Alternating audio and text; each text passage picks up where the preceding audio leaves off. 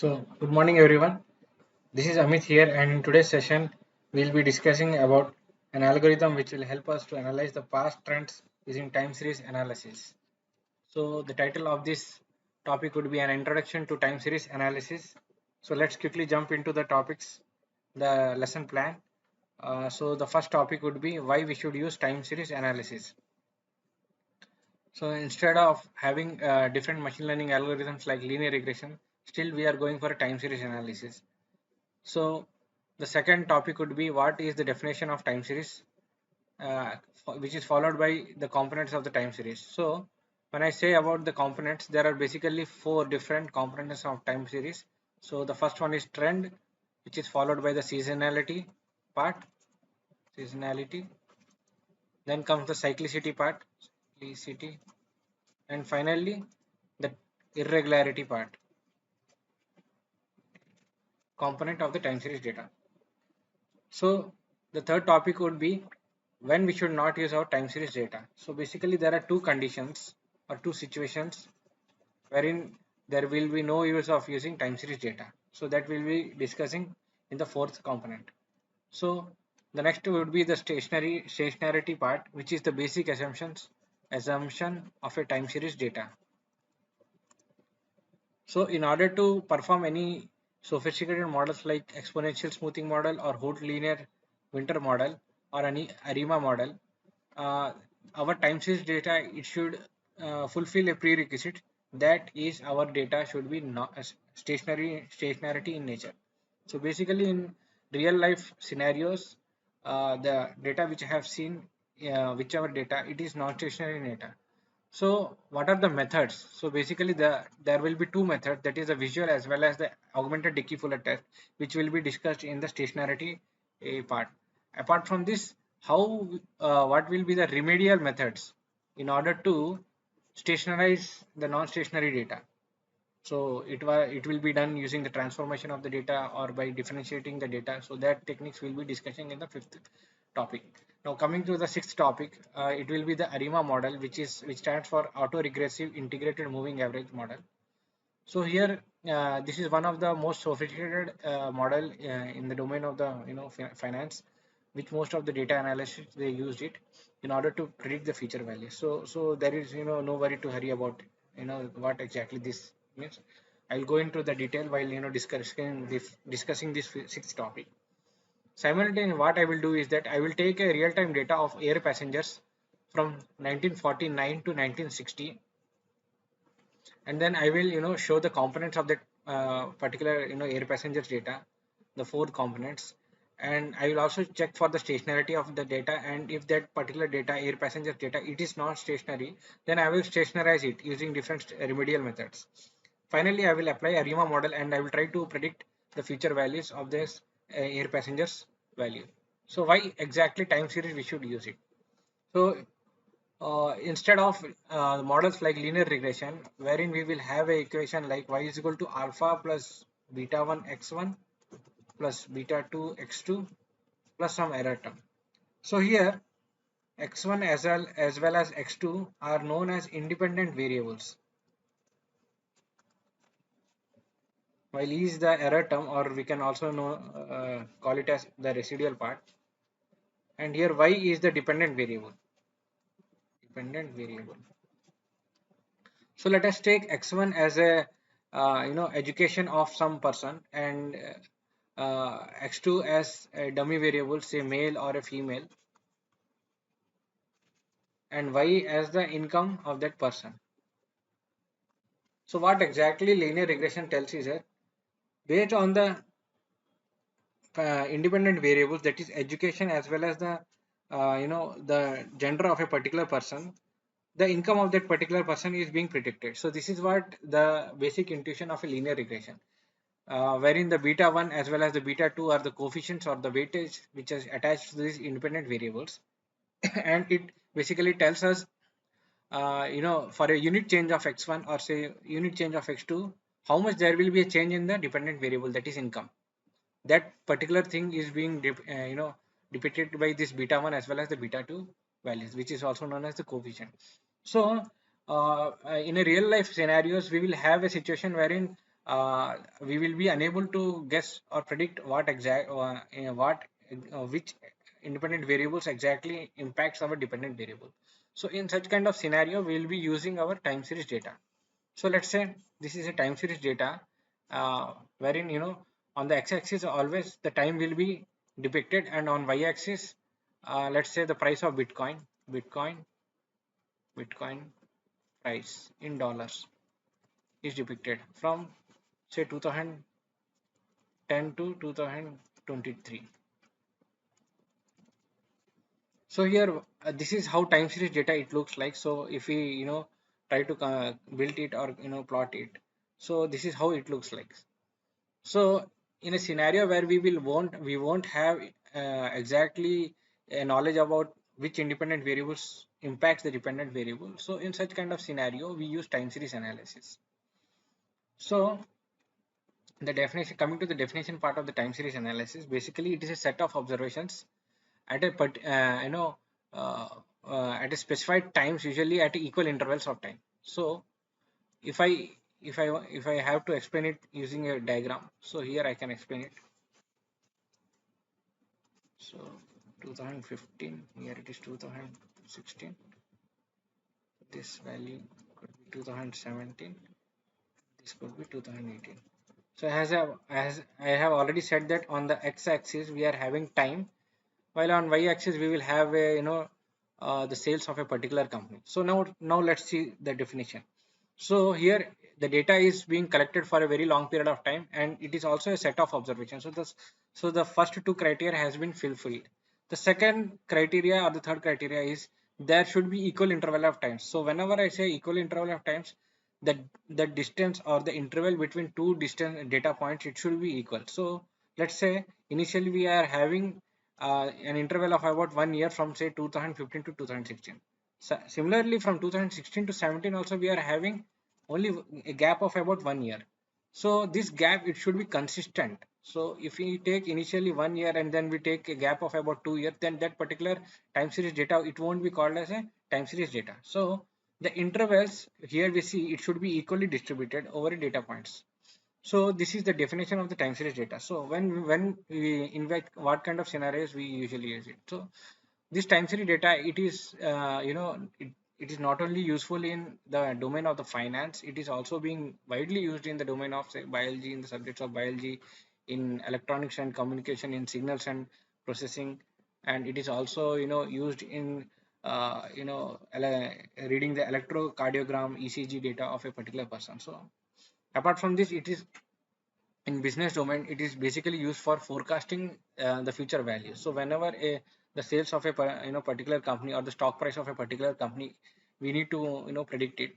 So what we use basically do is that we gather the past or historical data, and then we try to forecast the future values. So this also help us to understand how the past behavior of that particular sales has been. So let's say for a particular period of time that the sales of that particular company, it got to a very low level. There was a slump in the sales of that particular company, or there was a dip in that particular company. Similarly, there could be a scenarios wherein the sales of that particular you know company, it got very high. So this thing we analyze using the past behavior using this time series data. We can also plan our future using this time series data, and also we can evaluate our current accomplishment. So for say example, this year's target for a particular company was 1 lakh rupees, but it only met about 80,000 rupees. So that gap, it also could be understood using this time series data. So how we can, in what kind of scenarios we usually use it? So we usually use it for daily stock price predictions, weekly interest rates, and also for the sales output, forecasting future trends of the sales of a particular company. So how this time series data, it basically looks like.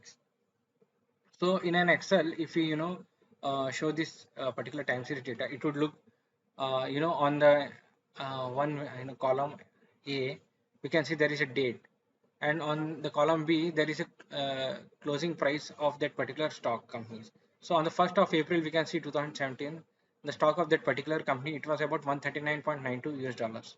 Similarly, on the 2nd of that April, that the price closing price of that particular company was about 139.58. and then it got increased to about 144.51 on the 11th of April 2017. So this could be diagrammatically represented as shown in this figure. So here we can see that initially, it got dipped, and then finally there was a trend in of the upward trend of this particular, stock price of this particular company. What I will be doing is that, as I have said, that I will be showing you the same thing on the real time data as well. So I have taken air passengers data from say 1950, from 1950 to 1960. So initially what I will be doing is that I will show you the data in the Excel as well. So here we can see on the, first column there is the month column, that is the time, and on the column B, that is the number of passengers it has been given. So this is how this particular data it looks in the Excel. So let me now close this. Yeah, so I have done is that I have plotted the same data in this Jupyter notebook using the Python language. So here what we can see that there is a basically linearly growing in trend from 1949 to 1960. So coming to the next topic, the components of the time series data. So here we can say that there are basically four different components of time series data. So the first one is the trend component. The second component is the seasonality component, while the third one is the cyclicity component, and finally the irregularity part of the time series data. So these four components are the major components of time series data. So now coming to the trend part. So basically trend, it is an increase or a decrease over a very long period of time. So an example of it could be the growth of population. So here there are basically three different types of trends. The first one is the upward trend. So let's say this is the sales of a particular company A. So here we can say this particular company's sales A in the figure it was upward in direction from say year 2010, 11 till 2018. Similarly, for a company B, the trend it could be downward in nature. Say from, if I plot it from 2010 to 2018. So on the x-axis we are having time, while on y-axis we are having the sales of the company B, sales B. So here we can see in the figure B that there was a downward trend in this the sales of this company. Similarly, the third scenario would be wherein the sales of the particular company it will be neither increasing nor decreasing. So this is basically known as the stationary trend. So there are three different types of trend: the upward, downward, as well as the stationary trend. Now coming to the second component, which is known as the seasonality part. So seasonality part, it is a regular pattern which is up as well as down fluctuation, and it is basically over a very short period of time. So an example of it could be, so the sales of woolen cloth. I have taken sales of woolen cloths on the y-axis, and on the x-axis I have taken the time component. So what I have done is that I have plotted the sales of woolen clothes in December 2018, in the month of December 2019, and similarly in the month of December 2020. So here we can see, particularly in the month of December, which is a very cold season, the sales of woolen clothes it gets increased in the year 2018, 19, as well as in the year 2020 as well. So here we can see a seasonal pattern which is going up as well as down over a period of time, which is for a very short period of time. So the various example of it could be the sales of ice cream in the summer season, or the sales of sweets in the month of Diwali, or says the sales of chocolates and cakes in the month of in the month of and the month of the December, that is in the New Year as well as the Christmas time. You can say the sales it usually gets increased. The third component is the cyclicity part. So cyclicity part is very much similar to the seasonality part, but here the difference is that in the seasonality part the duration was almost equal, but in the cyclicity part the duration won't be equal. So let me explain it using an example. Okay.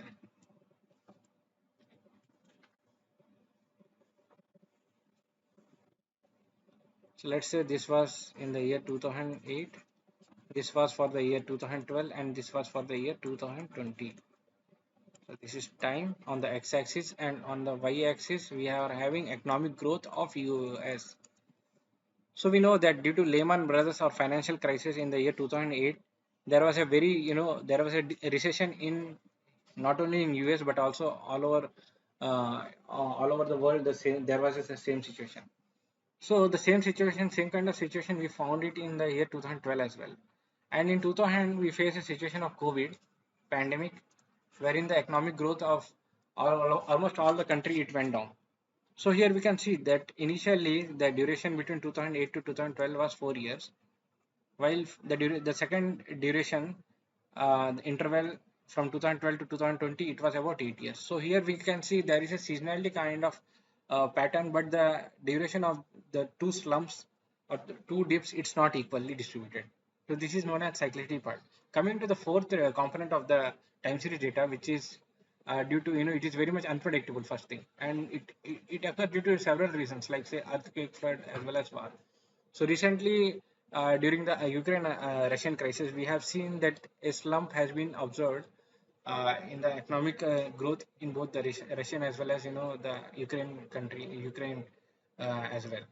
So these are the four different components of a time series data. So I would also like you to show this the same thing in our real time data, air passengers data, which I have taken. So what I have done is that let us for a while ignore all these coding thing. So what I have done is that I have plotted the original data, and I have divided the different components, that is trend, seasonality, as well as the residual part of this air passengers data. So here we can see from this trend part. Let me copy this, and yeah, I can paste it here.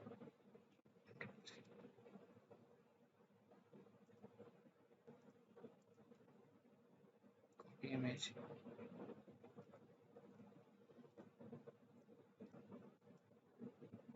So if we see this particular data, the real-time air passenger data, here we can see that the trend, it has been continuously increasing from 1950s to 1960. So this is the first component of my time series data which I have plotted. The second one is the seasonality part. So seasonality, here it is written, and we can see in our data there was, in every year there was a particular period wherein the traveling of these air passengers, it got increased. So we also find the seasonality part or seasonality component in our real-time data.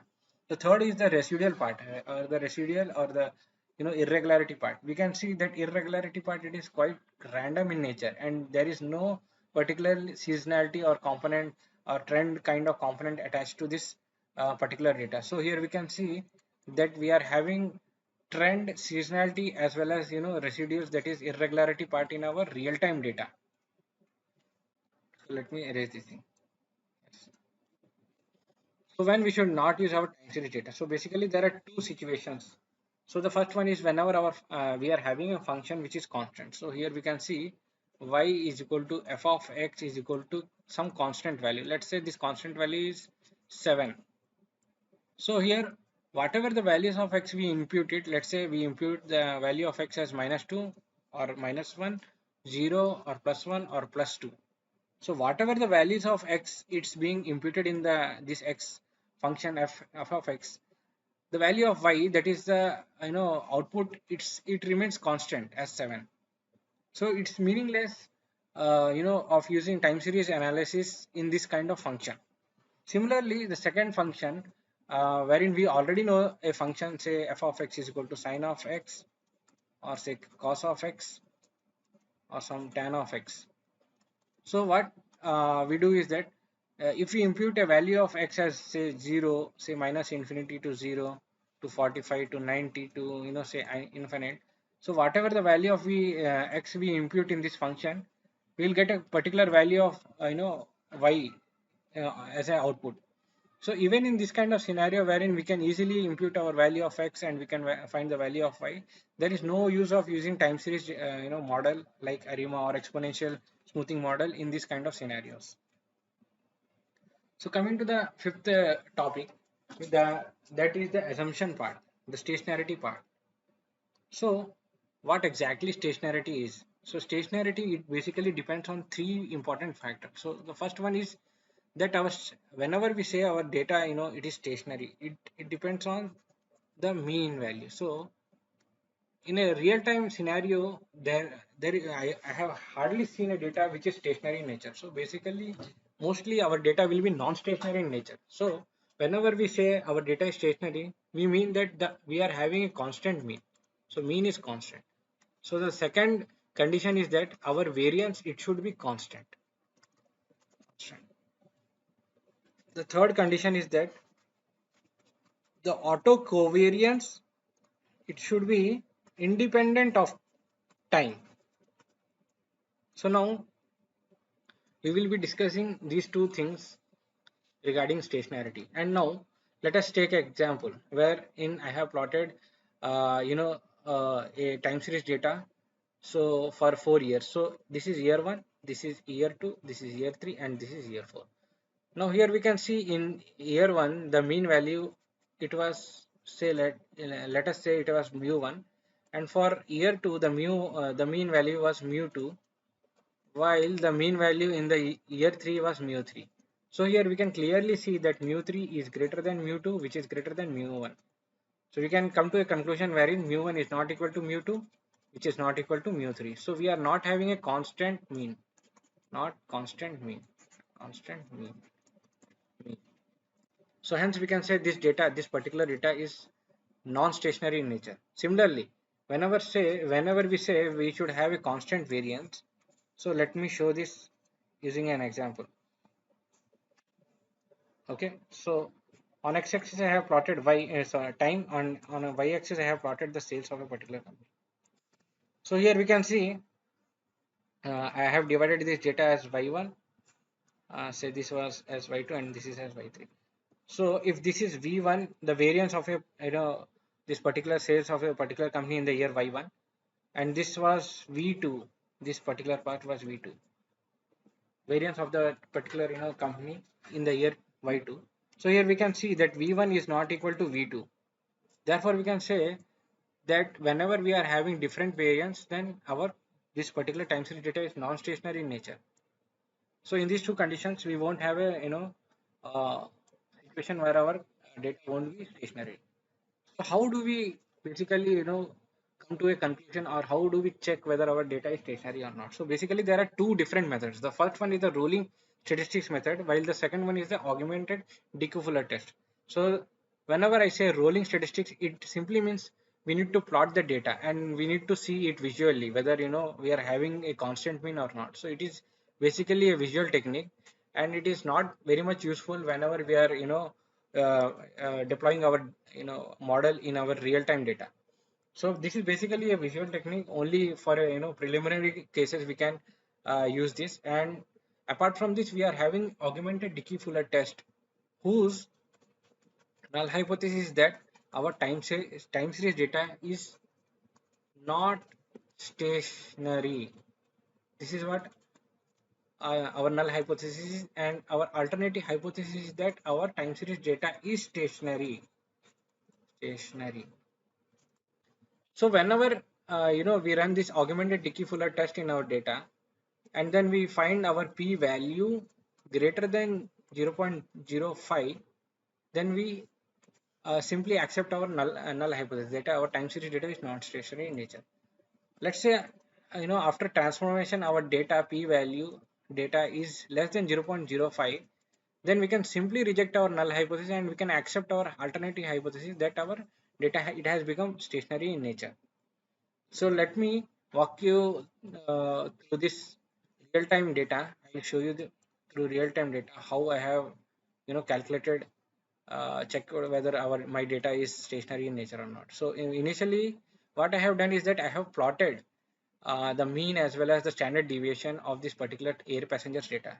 Now the mean, it has been plotted as orange color data, and we can see that mean is continuously, it is increasing. Similarly, the same thing is been seen when I have plotted the standard deviation, which is the square of the variance in the green colored diagram. It is also being increased from say 1950s to 1960. Similarly, I have also not only the visual technique I have done, but I have also calculated the ADF for this particular data. What I have found is that the p-value was more than 0.05, which was about 0.9. Simply we can accept our null hypothesis, and we can strongly say that our data, it is non-stationary in nature. So what I have done is that the next remedial methods, I have taken the log value of this particular data. So after taking the log value as TSL is equal to NP of log of DF function, this function, I have found that my standard deviation, it has been stationarized to a very substantial level, while my mean, it was not constant. It was it still got increased. So then what I did was, I basically transformed my data. That is, I subtracted this log function to this moving average function, and then I plotted my mean value as well as my standard deviation. And here we can see that this green color diagram trend line, it is showing the standard deviation. It was very much constant. Similarly, the orange color trend line, it is the mean, and we can see that mean also, it's also constant. And I mean, visually we can see it. Similarly, when I run the augmented equivalent test, the value of p, it was about 0.02, which is far less than 0.05. Hence, we can reject our null hypothesis comfortably, and we can say that my time series data, it is stationary in nature. Now, I have discussed this part. Now, how to stationarize my data? So let us say I have a function x, some function f of x. Now what I have done is that I have taken a logarithmic function of this particular function, and finally what I have done is that I have transformed, after transforming this data, still my I didn't get a constant mean. So what I have done is that I have subtracted the moving average of that particular function f of ma of x, and then finally I have checked for this final x of t, whether this function f of x of t, it is stationary in nature or not. So what I have done is that I have ran this ADF test, augmented decay fuller test, in this particular function. So you can you can that's a common doubt in many students brain, that why only this function log of x minus m of a, moving average of x. So there is no particular function wherein we can say that this particular function will be stationary. We can even take x square, and then we can subtract it from the moving average of value of x, and then we can find whether our data, this particular function, it is stationary in nature or not. So this is kind of hit and trial method. It is trial and hit and run method, or trial and error method, in order to find whether our particular function, it is stationarized or not. So after stationarizing my data, then I can use different models like exponential smoothing models or ARIMA models. So ARIMA model, it is one of the most sophisticated as well as the most widely used model in the business domain. So here ARIMA, it stands for auto regressive integrated moving average model. So coming to this integrated part, it is nothing but it is order of differentiation. So as I have said, that what I have done is that I have taken the value of log of x, and then I have subtracted it with a moving average value of that particular function. So since I have subtracted it only for the one time, it is known as the order of differentiation would be only one. Now coming to the auto regressive part. So whenever I say autoregressive, mathematically it is represented as yt is dependent on alpha plus some, say, yeah, beta of t minus 1 into y of t minus 1 plus beta of t minus 2 y of t minus 2 plus some error term. So what autoregressive means is that my present value, it is dependent on the last two lag values, yt minus 1 and yt minus 2, while beta t minus 1 and beta t minus 2, it is nothing but the weights which is assigned to my previous lag. So the recent, for the recent past, the weight would be, say, 0.60, or it is 60% in percentage, we can say. And for the second lag, the weightage which is attached to it would be 40%, which is 0.40. So here we can see, since it is dependent on the last two lags, our auto-regressive part, which is represented as p parameter p, it would be 2. Similarly, for the moving average part, the error term, if my error term it is related to say some uh, you know so some value like say gamma plus gamma into t minus 1, say error of t minus 1 plus gamma into t minus 2 and error of t minus 2. So let's say my error, it is dependent on the lags of two errors.